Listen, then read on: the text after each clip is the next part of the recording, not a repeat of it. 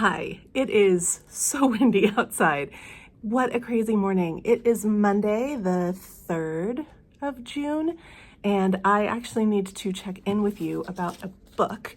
I was going to do it last night, and then I was just like, I finished it last night, and I was going to check in, but I was like, I don't want a video right now. So I thought I'll do it on Monday morning at school, like I usually do. And then I woke up and the electricity was out. Luckily, I don't teach a first period class. Lots of times if the electricity is out, they'll cancel school. So I was just kind of like waiting at home, hoping, fingers crossed, that it wouldn't come back on and that we would get a message saying, you don't have school today. Although that would have been bad because I only have 3 classes left and we still have to do like a Socratic seminar. Like we have to have a big discussion. And I'm all like hyped up because it's so windy outside. It's incredible. I'm looking out the window and it's just like the trees are just so crazy. Anyway, that is the sound trees make when they're bending. Sometimes things come out of my mouth and I'm just like, I have no idea what I'm doing. But I want to check in with you about this book, and I have to do it now because I have to return it to a student. So for like 2 weeks, a student has been reading this book. It's a chunker. It's pretty long with pretty small writing in it. Print is pretty small. And she has been reading it and loving it. And this is a kid who loves a really dark mystery. She did not disappoint with this one. Wow. She came in on Thursday of last week and she handed me the book. She was like, you have to read this so that we could talk about it. And I've read one other Holly Jackson before. I read Good Girl's Guide to Murder and I enjoyed it, but I didn't continue with the series. I did try to continue with the series. I skimmed it enough to know what happens, but her writing just doesn't engage me like it does maybe a YA audience. Anyway, I agreed to read it. I thought I'll read a little bit on Thursday, a little bit on Friday, and finish it on the weekend. I didn't start it until Saturday afternoon. I did get it read. It was hard work. Not because it was a bad book, just because it was so dark and there were so many things that I wanted to take notes on to talk about with her, specifically like the difference between vengeance and justice, help her process all the murders that are happening in this book, family issues, a distrust of the police force, just all sorts of things going on in this book, including the thing that I know she really wanted to talk about or wants to talk about when I see her later this afternoon, which is the romance. So there's this little romance that doesn't really ever get off the ground between the main girl, Belle, and kind of like, I guess, the gaffer or whatever he would be, like the guy on set, because there's a documentary about her life, about her missing mother being filmed in this book. That's the premise of the book, is that there's this woman who disappeared 16 years ago and nobody knows what happened to her. And there's a documentary crew making a film about the family, like what happened after. And Belle thinks that her mother, the Rachel Price of the title, the reappearance of Rachel Price by Holly Jackson, that's what I'm talking about, thinks that her mother is the center of the documentary, but in reality, it's Belle, the daughter that lived, the one that wasn't taken, the one that witnessed everything but was too young to say what she had witnessed. And Belle kind of always feels like she grows up kind of feeling abandoned and like everybody's about to leave her. And a lot of that has to do with the fact that her mother disappeared and she has this like inkling in her head that maybe her mother left her. Like she wasn't taken. She didn't get murdered. There was nothing nefarious, but that instead her mother chose to leave. And this has really haunted Belle her whole life. So there's this like burgeoning romance between these two people, these two kids. I guess they're like 17 or 18 years old. And Belle is very troubled. She's a good kid, but she's just got a lot going on in her head. I'm sorry, I feel so windblown. She is a very good kid, but, she's got a lot going on in her head. And she approaches her interest in this guy who very gently keeps kind of flirting with her, just a little tiny, like, innocent bit. She approaches that by being very mean to him. And the book constantly points out that it's like her way of showing him that she cares. It's so messed up. It's so messed up. It is so messed up. And I know that the girl that I borrowed the book from, the girl that gave me the book and told me to read it, is like, oh, how tragic. What a tragic, tragic love story. And when it doesn't quite work out, I'm like, oh, well, that's a relief for this guy. Like, it was such a batch of negative interaction that, yeah, I definitely want to unpack it with this student because it's kind of romanticized. It's kind of romanticizing verbal abuse. It was very, I mean, I didn't like it. I didn't like it at all. The book was fine. The book is fine. The book is like a Lifetime movie on steroids. It's super dark, lots of twists and turns, lots of obvious things happening. I'm curious to know what she was able to pick up on. There's so many like red herrings, like the obvious red herrings. There's so many red flags. There's so many foreshadowings. Like, you can definitely figure this out as you read it. You do not have to be surprised at the end at all. There was one thing that I thought was happening that wasn't happening, but otherwise, like, I wasn't really surprised by anything in this book. And I'm curious to know if the teenage audience who it's written for is floored by this book. There are so many twists and turns, you can get whiplash. It goes on for way too long. Like, probably the middle 200 pages could be cut out of this book. It could be a solid 300-page book. But yeah, overall, enjoyable experience. What a ride. A, the pace I had to read it at. B, the pace of the book itself. C, all the things that I need to talk about with this student. And then the wind, the crazy, wild, whatever is going on outside. Wind, I don't understand. I'm not a big fan of wind. I like rain. I like snow. Not a big fan of wind. So I am going to try and get centered and hope that the rest of this day is fairly normal. We'll see. What a start to June. I'll see you later.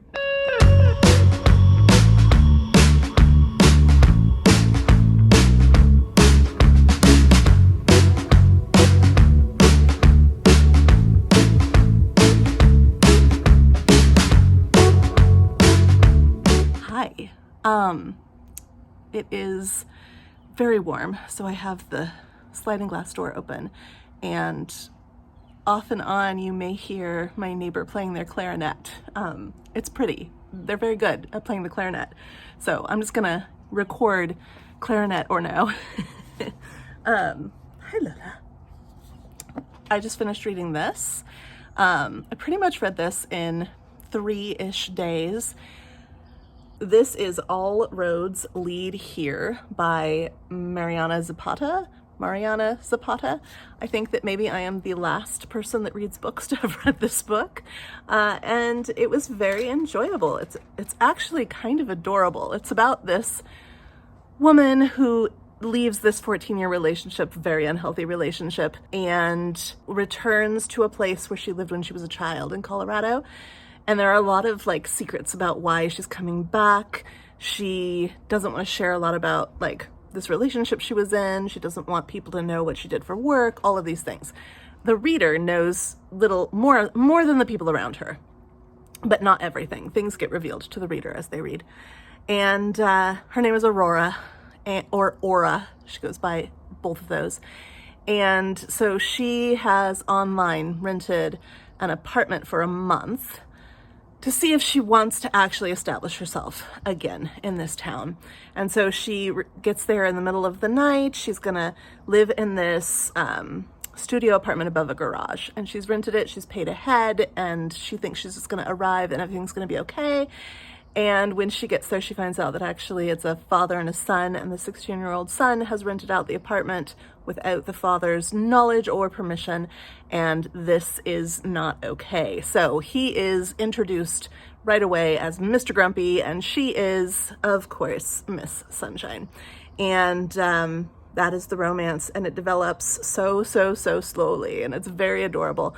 But what's really nice about this book is that Aurora gets like a full, like, growth. Like, she has a whole arc that her character follows. Yes, this is more romance than most of the romances I have read and have enjoyed, but I really enjoyed this. When I say more romance, I mean like it very clearly follows just the clear trajectory of a romance novel. You meet one character, then you meet the other character. They have their little meet cute. This, because it's such a slow burn, there are multiple meet cutes. There is the coming together moment, and then the everything falls apart moment, and then the reuniting moment, and then the happily ever after, you know, like it just follows the pattern. The falling apart moment I thought was so stupid. Like, I can't tell you because I don't want to ruin it for you, but I don't feel like anybody ever has done that falling apart moment satisfactorily. It never feels like it's an actual problem. And this was no different. Sorry if you can hear sirens. I do live near a bunch of hospitals and a fire station. So sirens are a norm when the windows and doors are open. But I never feel like the breakup part is ever actually valid. Like, it just feels like it's thrown in there. It feels very obvious. I don't know what I would do if it wasn't in a romance. Like, I'm curious. Also, this is an open door book, but there is only one scene, and very easy to skip if that is not your thing. It doesn't actually contribute to the story in any way. It's that it's just kind of thrown in there, and you're like, oh, okay. We're doing this now. And so I would highly recommend this book to any kind of reader. Just know that it's there. It's late in the book. When you hit Christmas, you'll know it's about to happen, and you can just skip right over it if you want to, and you will not miss a beat in the story. And again, the story is super adorable, super adorable. Aurora is a lovable character, and she goes through some really funny situations. There's a whole bat situation, and there's some hike situations, and like, there's just some super funny stuff. She's got some great relationships with friends. She grows as a character. I think I've already mentioned the arc, and the character's relationship with the teenage son is delightful. Amos, I think, is my favorite character. The dude, Tobias Rhodes, he is a little too alpha, I guess. He would not attract me. We'll just say that. He would not attract me. He's very like, oh, I don't know. He's just very like, he's just a little too much. And I think that they just want to establish, or the author, I just keep referring to her as they. I think the author just wants to establish him as like reliable and solid. He's got this very deep voice, and he never smiles except at her. And like, I don't know. He feels a little cardboard to me. And I know people love this book and love this character, but to me, he feels a little cookie cutter, a little cardboard, a little too perfect. Even his problems aren't actually his problems. They're problems that were thrust upon him by other people's problems. He just doesn't feel like a real character. He feels like someone's fantasy, which that is what people read romance for. I know. That's not necessarily why I read romance completely.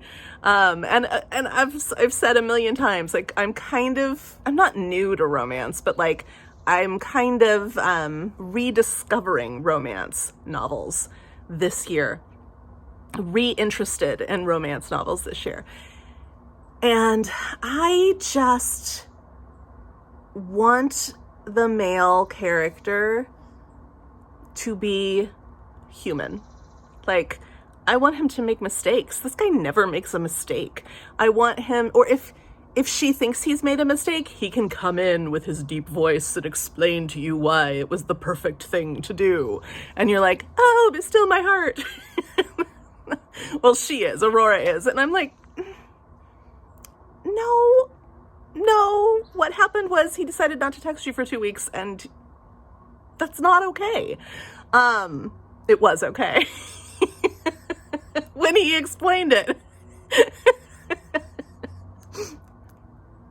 Yeah. Okay. He's not realistic enough for my liking. I would rather him have had some issues. I don't know, like, just be a person.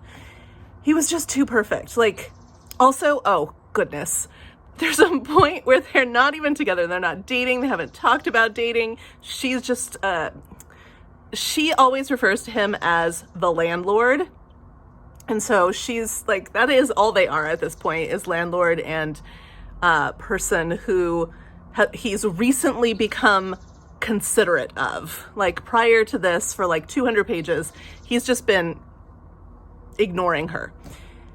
And they've had some meet cutes and interactions, and now he's kind of aware of her.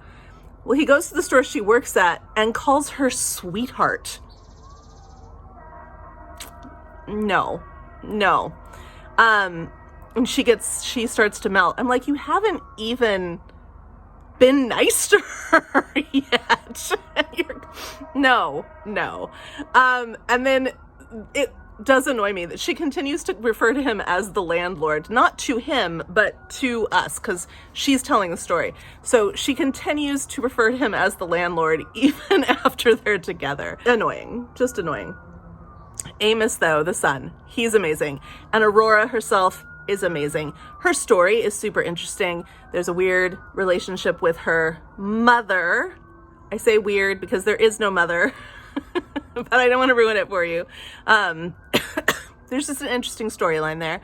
And yeah, laughed out loud a lot. There's a part where she has to get a hawk that's been injured, and it turns out to be an eagle. There's a part where she has to deal with some bats multiple nights in a row, and it's hilarious. There's parts where she goes hiking and things happen, and it's just, there's a lot of really lovely side stories that kind of develop her character and Amos's character, the son, and take you forward. Maybe that's why I don't like the guy so much. I don't feel like his character is very developed. I think his character is unveiled, but not developed. And I think that's a misconception of him because of his age. Ooh, this is just snapping into place for me now. I think that's why I don't like him, because he doesn't grow at all. That's why he feels cardboard to me, because things are revealed about what he has gone through in his life, but he doesn't grow from them. He remains exactly the same throughout the entire book, except for in the way that we view him, because things have been unveiled about him. So we grow in our knowledge of him, but he does not grow at all, actually. Interesting. I just pulled that together. Yeah. Whereas Aurora and Amos, they both grow quite a lot. So, yeah. There they are. Those are my thoughts on this book. I enjoyed it. Where I rate things, I rated it 5 stars. I would recommend this if you do enjoy a kind of adorable, sweet, grumpy sunshine kind of romance. And actually, that was my first Mariana Zapata, and I would read more by her. I actually might read more by her this year. Not quite Sophie Kinsella level of rom-com, but definitely a rom-com, definitely sweet. Adorable. Adorable is the best word for it. But if I read another one and she writes the love interest the exact same way as Tobias Rhodes, that'll probably be my last one. Because, yeah, he was just not it. He was not it. Can you hear the clarinet player? Probably not, but they are so good. They are so freaking good. I'm gonna go. I'm gonna leave. I'll talk to you later.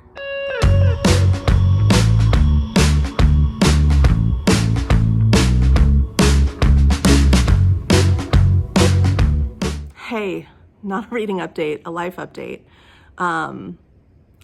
today is promotion day for my 8th graders. I've been harping on about this for weeks on Bookstagram because I'm just gonna miss them so much. They drove me absolutely insane, but it's because I love them. And I thought somebody was coming in my door. It's because I love them. And yeah, I'm gonna miss this class a lot. A lot. They will definitely stand out as one among many favorites. We just got to do award ceremony this morning, then the whole middle school staff's going out for lunch, then we come back, promotion ceremony, schmoozing with the parents, and then it's done. It's done.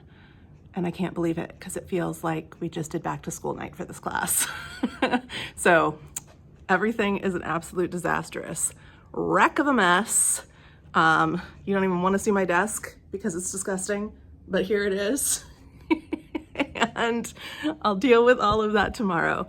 Now, focusing on making it through this highly emotional day. If you don't think teachers get emotional, hear this. They absolutely do. I'll see you on the other side.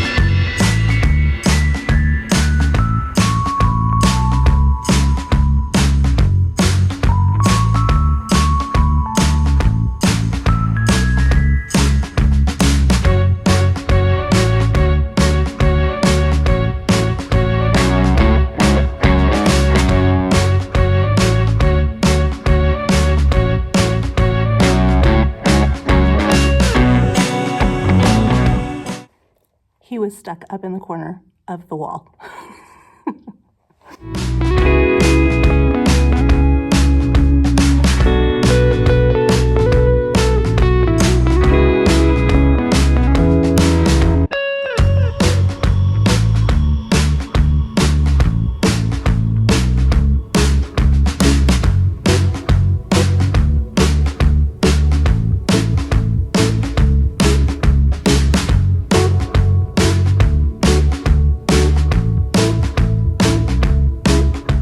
It's summer break, kind of.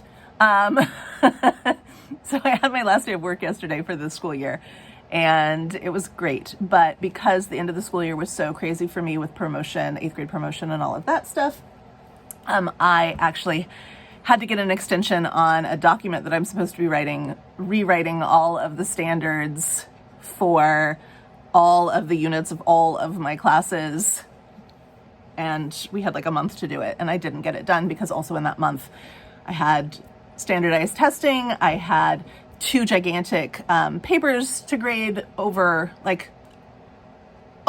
500 pages of writing to grade, and all of the end of year activities and all of promotion to make happen, and it just wasn't possible. It has been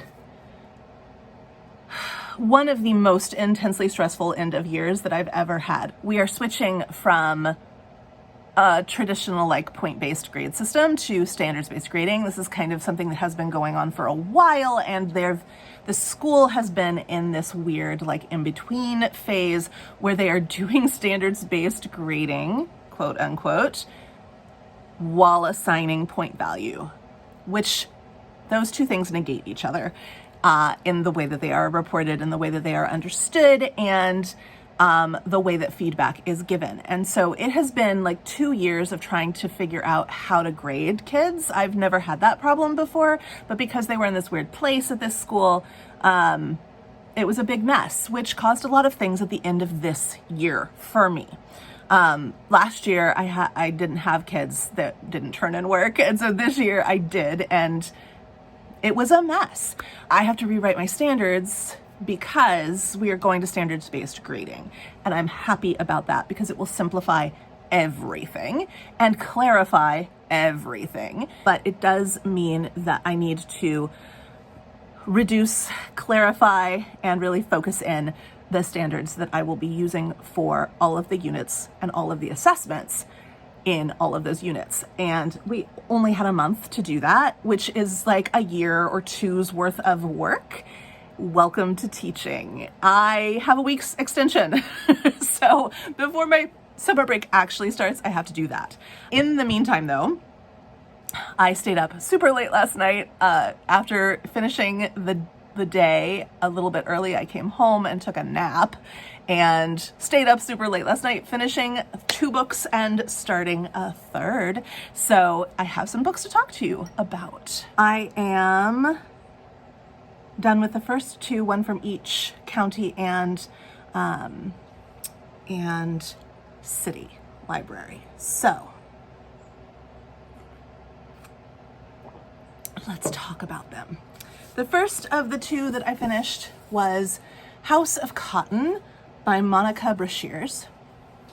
This was a big fail. It was a big fail. This was not what I asked for. It was the only word I could think of when I was writing my review for Bookstagram last night was perverse. It was not a fun reading experience. There are parts of it that are absolutely beautiful. Like the writer, I think, is quite talented. The subject matter icked me out. Yeah, it was gross. I was grossed out. I was, ugh.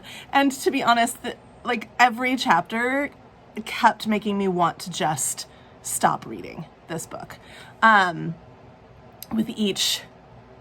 With each new chapter, with each chapter ending, I was like, I don't know if I want to keep going. It is about a young girl who at the beginning of the book has just lost her guardian, who happens to be her grandmother. They live in Tennessee.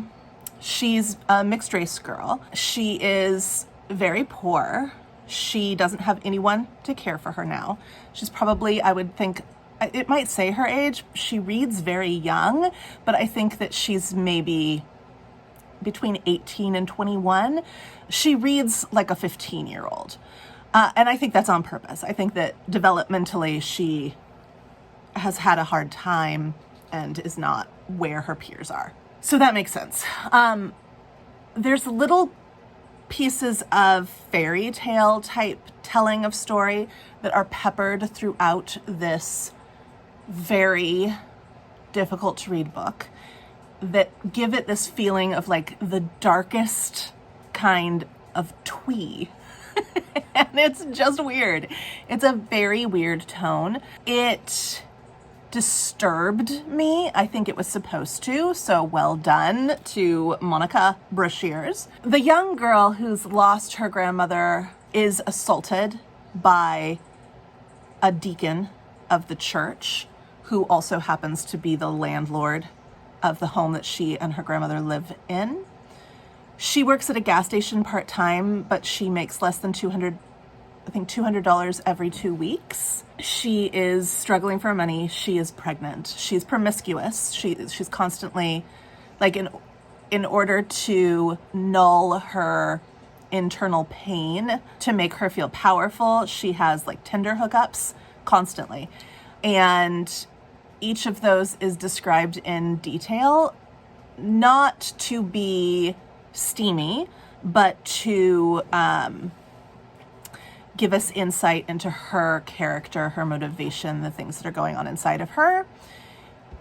While at work, a guy named Cotton approaches her and gives her a card saying, you could be a model, you're beautiful, you've got a really unique look, come to this address and let's talk. When she shows up at the address, she's not going to do it, but then she kind of gets desperate. After she's assaulted, she no longer feels safe in her home. She has $19 to get through the second half of the month, doesn't have money for rent, even though the deacon is like, this is the new arrangement. I get to sleep with you whenever I want and you don't have to pay rent. And so this is not an arrangement she wants.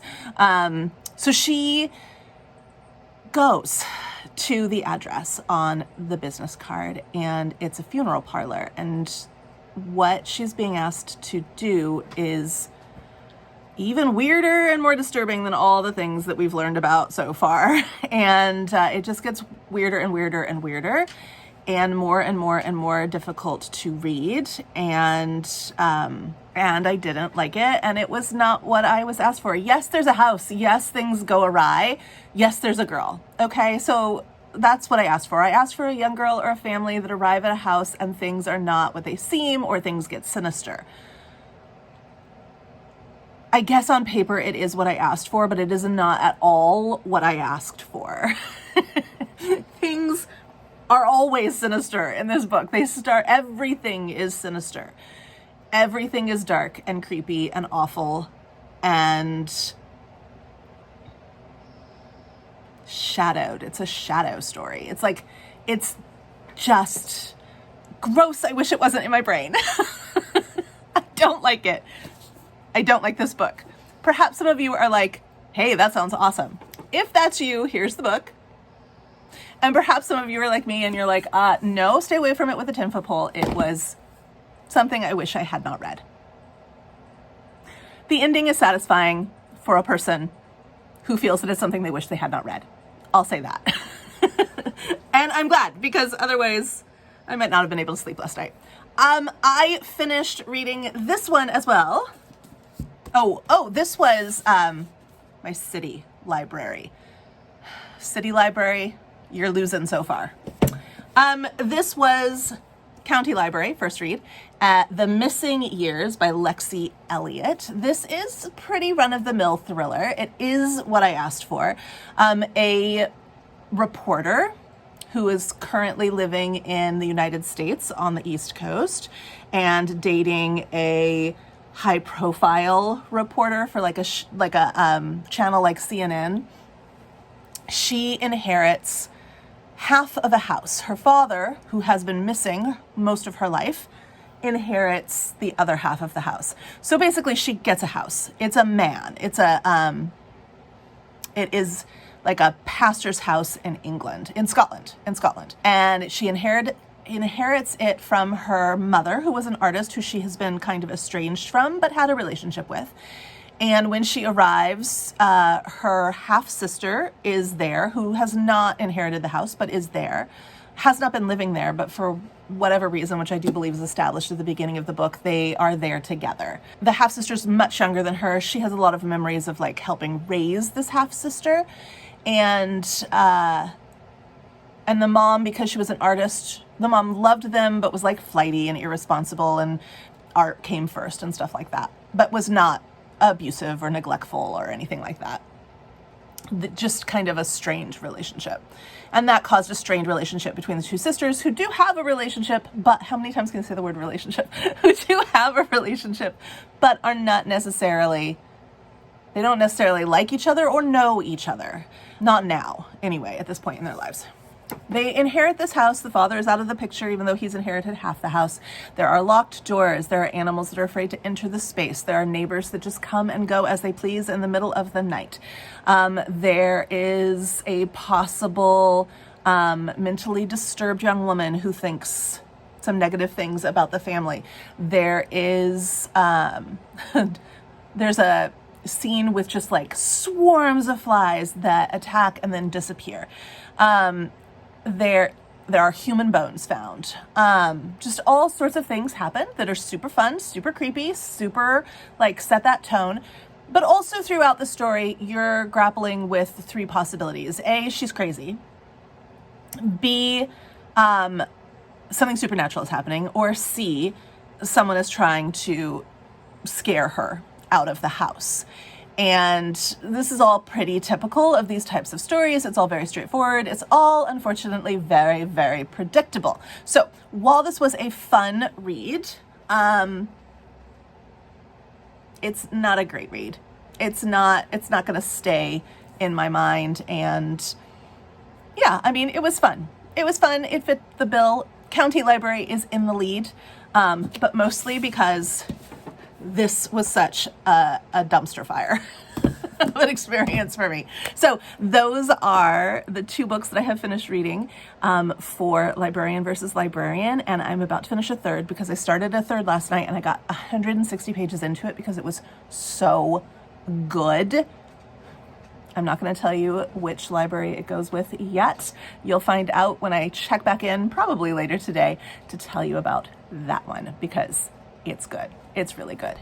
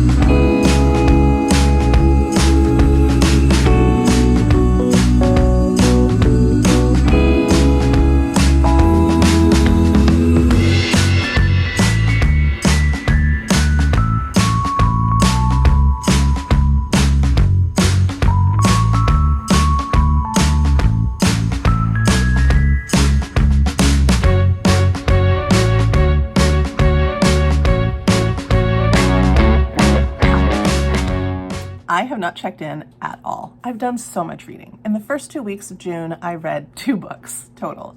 In the second 2 weeks of June, I have read 7 and a half books. Well, 2 halves of 2 different books, so 8 books. And I have not checked in 8, 9, 10 actually, because there's 2 over there that I've actually checked in about already. So I've read so many books in the second 2 weeks because I've been on summer vacation, but I haven't wanted to film anything because do you see that like light shining behind me? That weird like natural light? That's sunshine. And we don't get a lot of that in the Pacific Northwest. So I've been spending a lot of time in the sunshine and just not wanting to film. So either I had the opportunity and I didn't want to, or I had Lola with me and I cannot film when Lola is with me. She is all hands on deck. Like I can't hold a camera. So it's all about Lola when we are out together. So either I've just been having too much fun, I've been just not into it, or I've been dog momming. Yeah, so I'm gonna do a huge run through of all the things that I've read and gonna try and keep it quick. One thing I've noticed about all of the books that I have read this month, by design but kind of in error, is that although the books I've read have been enjoyable, none of them have been impactful. None of them have touched me in any kind of way. So I do think that I will be able to talk about these fairly quickly because it's like a bunch of junk food. Like I just read junk and it was pleasurable and it was fun, but it wasn't thought-provoking for the most part. There is one exception, but I'm not finished with it. But I do want to say that one of the first books that I will talk about is Anthropocene Reviewed in my July wrap-up, even though it's not on my, obviously not on my Jane Austen July TBR, because I've been reading this slowly for months, prepping for teaching some of the essays out of it. But when I started to reread the few, I thought I was going to go into it and just reread a few of the essays that I thought I was going to teach. But when I started really reading it, I was like, oh my goodness, this book just blows me away. It just blows me away. The first book that I will talk about in my next wrap up, or maybe I'll just make a video just about this book. I don't know. But this book is life-changing. This book is life-changing. So I have been reading this along with all of the junk that I'm about to quickly talk about. So let's get through this. I read Beware the Women for Librarian versus Librarian by Megan Abbott, and this was really great. I really enjoyed this. Again, not life-changing, not impactful in any way, but just a really solid read. It is so well written. This book just drew me in immediately. It's about a woman and a man who had kind of like a wildly quick love affair. They get married. He takes her home to meet his father, and things are really, really weird. He gets weird. The father is weird. The atmosphere in this book, the way that Abbott develops atmosphere in this book is spot on perfect. The twist is a little Lifetime movie, but the build up to the twist is so intense. Loved this immensely. If you are a pregnant woman, you may not want to read this at this time. Maybe wait. Then I finished for Librarian versus Librarian, Mrs. England by Stacey Halls. This too was an excellent read. This is so well written as well. Very, very different. So Beware the Woman is contemporary thriller. This is a historical, turn of the century, early 1900s, about a governess. The very beginning of the book, the governess decides that she's not going to remain with a family that she's been with for a really long time that she really likes, because they're going to move to the United States. And she's got some family things that are hinted at for you, but not revealed to you right away. So she's got secrets. She's got secret responsibilities, secret needs. People have needs from her. She's got things she needs to take care of, things she needs to do. And so she gives up this thing she loves. And in exchange, she gets a different job at the England household in Yorkshire. And it's weird. It's really weird. You don't know what's going on. You, the reader, don't know what's going on. You know it's psychological. You know something's not right with the adults in this house, but you don't know what it is. And the way that Halls sets up and unfolds what's going on in this book is so skillful. I highly, highly recommend this. It doesn't have great reviews on Goodreads, and I'm really not sure why. It's excellent. Phenomenal. Excellent. I took a break from Librarian versus Librarian, and I read my first Paul Tremblay horror movie. So Paul Tremblay, he's up there with the well-known horror writers. And nothing he's written has really appealed to me at this point. I do like to read horror. I really, really like to read horror. But also, horror always disappoints me in some way, shape, or form. The Book of Incidents by, I don't remember who, I'll put a picture of it up here, is the first and only horror book that has an ending that did not completely disappoint me. That doesn't mean that I don't love reading horror. I just anticipate that when I get to the end, the author isn't going to know what to do. I feel this way very strongly about almost every piece of horror I have read. The Yellow Wallpaper is another exception. It's a short story by Gilman. And that one, chef's kiss on the ending. Chef's kiss.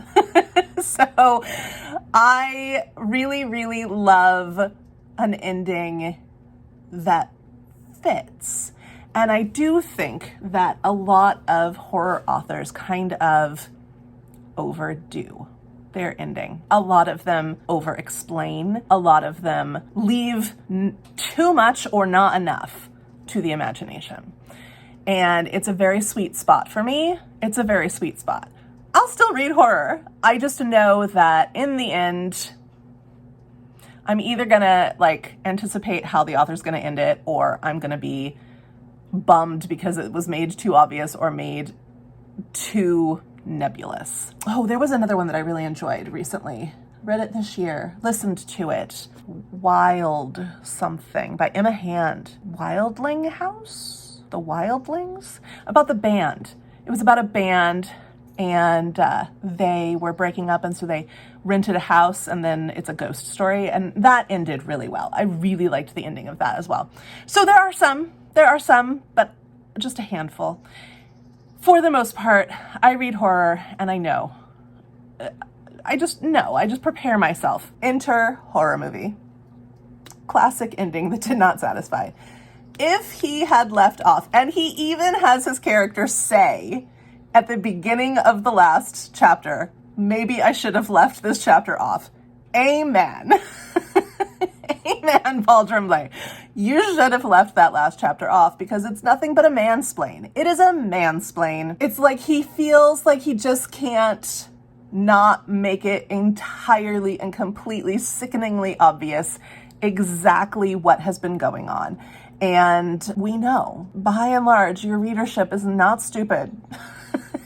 And so why you felt the need to give a last chapter, like the last chapter of horror movie, is beyond me and will remain beyond me forever because it happens in every horror book. I love, for example, Grady Hendrix. Love Grady Hendrix. To the Moon and Back. Love Grady Hendrix. Such a fun, wry, knowledgeable, solid writer. Like, he embodies what I love about horror. And it's because he loves horror so much too. Still hate his endings. Still hate his endings. So much respect for him. So much. And really, really love the social commentary.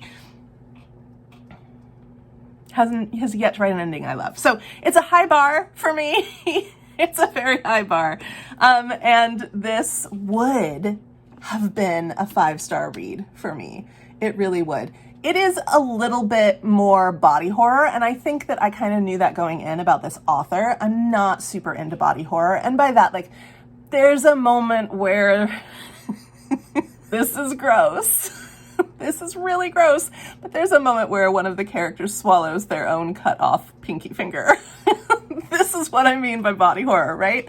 So there's that, but there's also just a general creepy factor. This is about an actor who's trying to maybe make a comeback kind of, or is asked to do a reboot or a remix or a, what's the word I'm looking for? A re-release, or not a re-release, I guess a reboot of a horror movie that he was a part of when he was much younger that never was released because it was said to be cursed. Classic cursed movie trope, which really drew me in. I was very interested in this. This is why I read my first Paul Tremblay. There's a moment pretty straightforward in what it's doing until you get to pages 208 through 218. So about 10 pages near the end. It's only a 270 page book. So about 60 pages before the end, Paul Tremblay gives you an info dump of what this book is really exploring. Because all horror, that's why I love horror, because all horror is really exploring just the shadow side of some aspect of being human. Some aspect of relationships, some aspect of society, some aspect of your psyche or your mind, and trying to make it physical in some sense so that you can wrap your mind around it, so that it gives body to a nebulous fear. And it makes you look at it in a different way. And I really love horror for that reason. I grew up hating horror. Really drawn to like witchy things and ghosty things, and terrified to death of witchy things and ghosty things. And for the longest time, I had like a ban on anything that was too scary. And then I went through some things, and suddenly the only thing I wanted to watch was horror, and I really wanted to figure out why, and it wasn't scaring me. It's just my relationship with horror suddenly changed, just like overnight. And I remember my friend Brecca asking, like, because she's not into horror at all, and she was asking, like, what is it? What is it about this that you find intriguing? And it's not the body horror. I think that like slasher films, not for me. I think that they serve their purpose, but not for me. I don't judge. If you love slashers, that's great. But for me, it's the psychological, bordering on like spiritual, ghostly, haunted houses. Haunted houses really, really get me. Haunted things really, really get me. Even if it turns out in the end that they're not actually haunted, that it's a human, like it's a conspiracy of some sort. And I remember my friend asking, what is it? And at the time I couldn't tell her that for whatever reason, it made me feel balanced to feel that scared. And as the years have gone by, and I still enjoy a good horror, I like to read them now rather than watch them. I do watch them still. They don't scare me at all. And a lot of my favorite movies are classic horror films like Rosemary's Baby and The Shining. The Rose Red it's about a house by Stephen King. It's a movie. Is and always has been one of my absolute favorite. It's like a 3-part miniseries, so poorly done, but so gloriously wonderful as a haunted house story, which is actually addressing like issues of power for women and their role in society and human motive and greed. But really, you're just dealing with a haunted house and a bunch of students who are trying to, it's kind of like The House on Haunted Hill, but different. So a lot of my favorite movies are horror films, but I don't really feel the need to watch horror anymore because I myself have become more balanced in and of myself.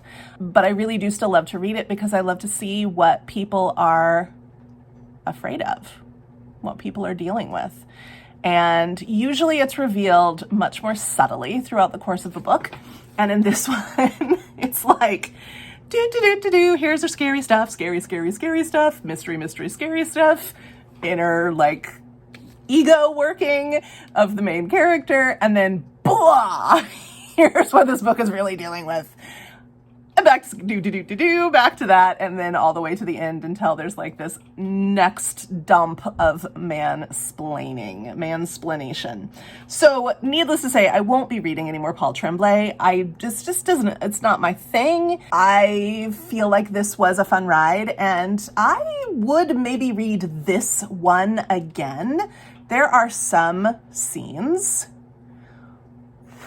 I don't know about you, but when I was not in my horror phase, and I lived in China, and we only had like 6, I'm not kidding, 6 DVDs that we just kept cycling through for an entire year. At some point, someone's mother sent them some video recordings of the Game Show Network. You have never seen a bunch of Americans living overseas so happy in their entire lives. We watched those game shows over and over and over. But it's funny the things you need when you live overseas. But one of the movies that we had that we kept watching on repeat over and over and over again was The Sixth Sense. And now, like, everybody knows what it is. Everybody knows what's going on, and it's not that big of a deal. But when it first came out and when we were first watching it, and I didn't know anything about it because it was the kind of thing where I would like turn off the TV even when the trailer would come on because it was so scary to me. I watched it multiple times with my friends in China. The scene with the girl under the bed ruined me. It just absolutely ruined me. And I am still a little bit afraid of things under beds. And in this book, there's an underbed thing, and it is beautifully done. It's beautifully done. It's kind of the opposite of what you think. Like, when you're afraid of things under the bed, you're afraid of things crawling out from under the bed. It's the opposite. So if you like a good horror, you can pick this up. It's not a bad horror. It's just a little bit more shocking body horror than I was anticipating, even though I was anticipating that that would be a thing in this book. And the ending, mansplaining. I'm sure he has great intentions, but I know what's going on. You've done a good job of telling your story. Trust that, and don't overwrite. And that last chapter feels like overwriting, and he knew it too. He knew it too because he has his character say it straight to you. But that's okay.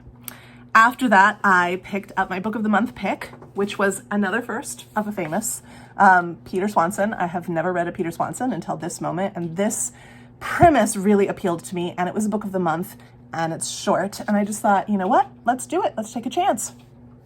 So I got A Talent for Murder, which is the newest Paul Tremblay.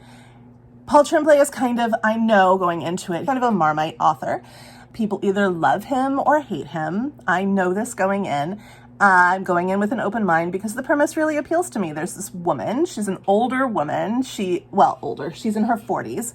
And if that's old, okay. But she's in her 40s. She's been single her whole life. She's a librarian. She lives a very small, like, happy, small, centered life. I can relate. And then she suddenly gets married. Has like a little bit of a whirlwind romance, and she marries this guy who works for education companies, and he travels a lot. It's not a really solid relationship, to be honest. I think that she is flattered by him and feels special for the first time in a long time. She's grown up thinking that that someone put a love curse on her so that every time she falls in love, it's going to fall apart. And she just kind of really takes that on board after a situation that happens to her in college in a relationship, which is super unhealthy. She has a friend during that college time who helps her get out of it. And that friend is somebody who she's going to call on again in her marriage, because she starts to notice that every time her husband goes on a work trip, there's a woman in that city that dies mysteriously. And they're all very similar types of women. And so she starts to make connections. She starts to see synchronicities between these things. At one point, she sees like fingerprints of the blood on the back of her husband's shirt, which he's asked her to wash. He doesn't seem to be hiding anything, but he seems to be hiding things. They don't know each other super well. And so she she has these like feelings of every romance that I get into, every man who I love is somehow going to betray me in some way because of the love curse. And so she starts to like investigate on her own because she starts to think that maybe her husband is a serial killer. This book, and I think this is pretty par for the course with Peter Swanson, is full of twists and turns. It's like 250 pages. 255 pages. And I think that there are like 6 twists and turns in this book. It is a fun ride and also incredibly disturbing. And also, Peter Swanson, what world do you live in where so many murderers like converge together without plan? You don't know what's going on in this book. And as things are unfolded, they're unfolded in such a like straight-faced way. Like there's a character who just seems like a normal character, and then suddenly they say, I've committed murders.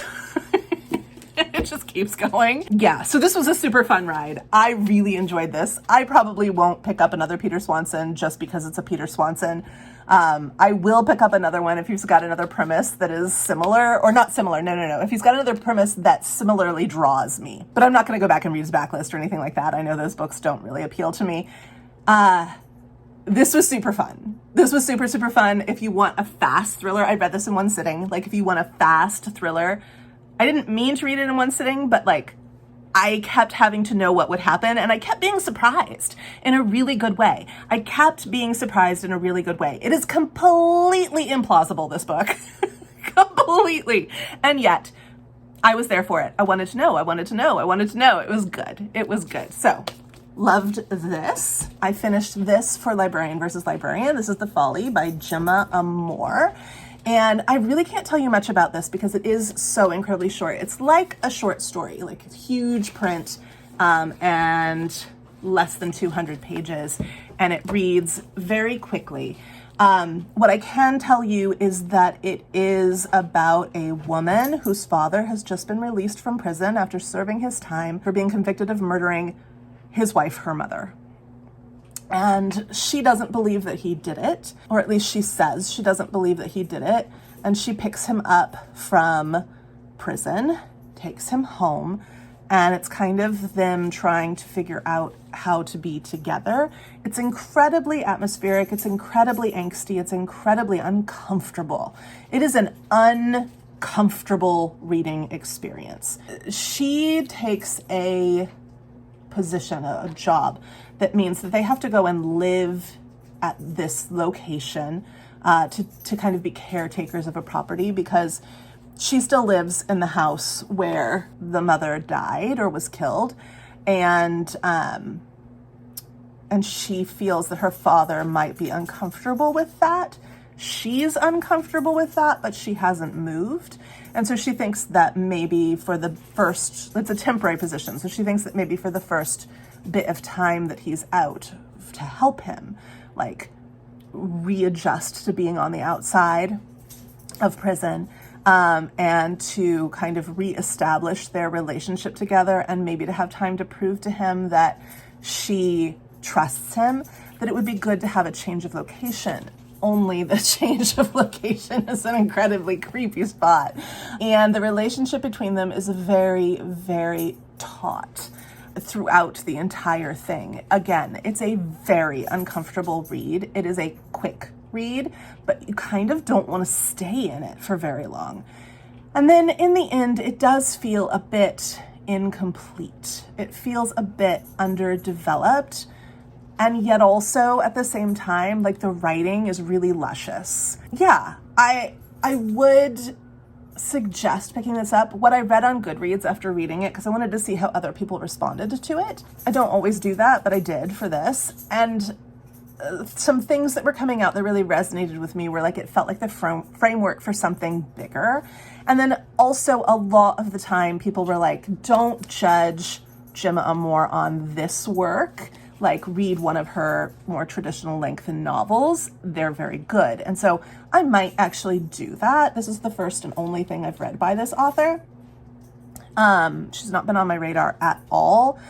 And she wouldn't have come on my radar, I don't think, unless, you know, I had been recommended to read this for Librarian versus Librarian. So I do think that I might try another book by her. I wouldn't not recommend this, but also I think it's a very specific audience I would recommend it to. So, The Folly. I was reading this, The Lost Ones by Anita Frank. I was reading this for Librarian versus Librarian, and then decided that I am going to soft DNF this and pick it up again in a winter month. I feel like it's more of a January read for me.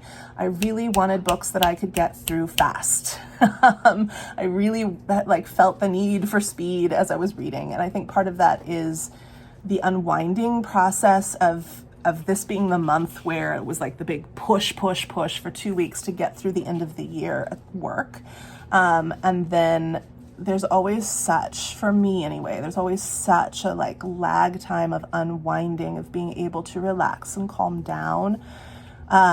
after that, like there's a level of anxiety, I guess, that I feel at the end. Like I need to be going, I need to be doing, but there's not really anything I need to be going and doing. And so this was just very frustrating because it moves much more slowly and methodically and intentionally than I wanted. And so I think that I will love this. I think this is a great pick for me. I think it's a great pick for the Librarian versus Librarian challenge. But I just want to give it the time and the honor that it is due and read it in a moment where I am more in the mood for that kind of book, which tends to be the winter months. So maybe November, December, January, I'm going to pick it up again. I read this one. This is my favorite read of the month. This is a new favorite book, I think. It is by Catherine Webb. It is The Misbegotten. It's nothing super special. I just really connected with the writing and the way that the story is told. It really appealed to me. This is my kind of author. Her storytelling devices and the way that she develops character and the way that her story went was just very traditional, and I really liked it. It is a mystery about, so it's dual narrative and dual timeline. It starts with a young girl just showing up on the doorstep in early 1800s, I think 1801, showing up on the doorstep of these two single women and them taking her in. And then it moves forward to this governess woman who is being pursued by a man, and they end up getting married, and things really get quite disturbing from there. There's a mystery between the two characters. So one character is in the 1820s and one is in the 1801s. The 1801s. There's a mystery and a connection between the two characters and the two time periods, and that unfolds really stunningly well throughout the telling of this. Again, this is just, it's a voracious read. It's a quick read. It's a really beautiful light read, but it felt also like reminiscent of some of my favorite stories from the Brontes. You know what I like. And so if you want those vibes, highly recommend this. This is, I think, the winner of Librarian versus Librarian, but this is also the winner of the month for me. Really love this, and actually would like to find some more Catherine Webb. Really, really enjoyed this. And then finally, the final Librarian versus Librarian book. This was the newest on the stack. I actually pre-ordered this because the librarian who suggested it was like, I know this is coming out. I haven't read it, but it really fits the bill. It's brand new and you're going to love it. And I did. I loved this. This is The Library Thief by Kuchenga Shinye. I don't know how to say that beautiful last name. This is about a biracial woman in the early 1800s whose father is a bookseller and or a bookbinder. He's a bookbinder. And there's this wealthy man who early in the book asks for the father to rebind his entire library because he's come to the point where he needs to sell off some of his assets, and these books are assets.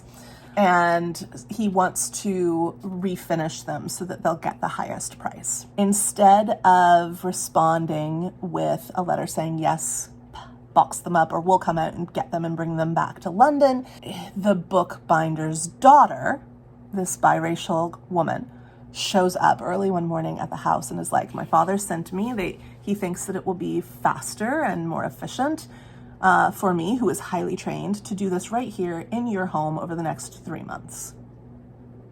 And this is a weird situation because what woman in the 1800s is in a trade and also shows up at he was a widower, but like a single man's home on his doorstep uninvited and says, let me live here for 3 months, right? So right away, it's a weird situation. And then the mystery unfolds. There's mysteries, there's secrets that the guy has, there's secrets that the girl has, and it's really, really, really intriguing and driven. Like as a reader, I felt driven to continue reading to the end and really enjoyed it and would highly recommend it. I think this is going to get a lot of attention if people pick it up and read it. It just came out this month. I haven't really heard anybody talking about it, but they should be. It's great. It's really great, especially if you like this kind of book. So in the end, Librarian versus Librarian, who won? Who won Librarian versus Librarian? It's really hard for me to tell because in one group I had a book that I absolutely hated, House of Cotton. In the other group, I had a book that I soft DNF'd. So we can take those two books out of the equation. And then I had one win in each category. I had Beware the Woman as a win, and then I had The Misbegotten as a win. So I had two kind of fails and two kind of wins. And then I had two in each group that were just kind of there and just kind of meh. But I think in the end, The Library Thief pushes it over the top for my county library. And I do believe this is the second year in a row that the county has won. So well done, county librarian. You will never know. This means nothing to anyone but me, as is so often the case in our lives, right? Our fears are our own. We think everyone shares them, but they are ours. Our joys are our own. We think everyone shares them, but so often they are only ours. The things that hold us back for no reason at all. No reason. Feel the fear. Do it anyway. Read the books. Award a winner anyway. Yeah, that's all.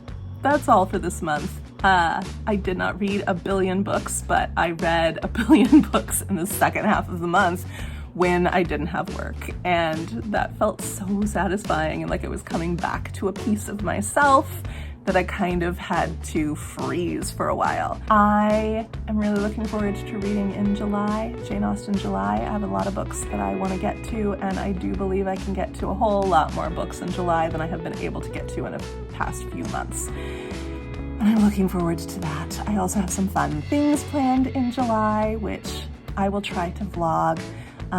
But for the most part, it is like serious summer in the month of July. In August, I start to think about like, oh my goodness, I have to go back and do another year. I love teaching and it gets harder and harder every year. But in July, it's just, about being able to get back in touch with me and the people I care about who I don't talk to all year long. And the things I love to do that I don't do all year long, and like getting my space organized and clean and like really setting myself up for just some smooth months going into the end of the actual year. I'm blabbering. I'm gonna go. Let's go read.